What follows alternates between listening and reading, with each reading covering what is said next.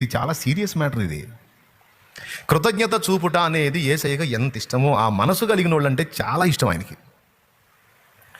కృతజ్ఞత బుద్ధి కలిగిన వాళ్ళని ఎంత ప్రేమిస్తాడో, కృతజ్ఞత హీనుల్ని చూసి ఎంత గాయపడతాడు ఆయన.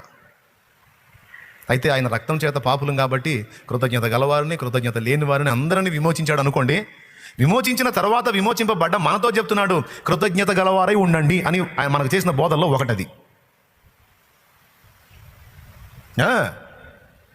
కృతజ్ఞత గలవారై ఉండుడి అని ఉంది బైబిల్లో. ఒక చోట కాదు, అనేక చోట్ల ఉంది. మీరే వెతుక్కోండి ఏడందో. ఫస్ట్ నేను ఎక్కడ తీసుకొచ్చాను? తల్లిదండ్రుల దగ్గర తీసుకొచ్చాను. కృతజ్ఞత చూపుట. కంటికి కనిపించనటువంటి దేవుడు మరుగున ఉన్నాడు. ఆ దేవుడు కంటికి కనిపించే రూపాలుగా అమ్మా నాన్నని మనకిచ్చాడు. స్తోత్రం. నువ్వు అమ్మా నాన్న గురించి ఇంత ఉత్తమంగా చెబుతున్నావు, మరి మా నాన్న అట్ట లేడు, మా అమ్మ అట్ట లేదని కొంతమంది నాకు కంప్లైంట్లు రాస్తారని నాకు తెలుసు.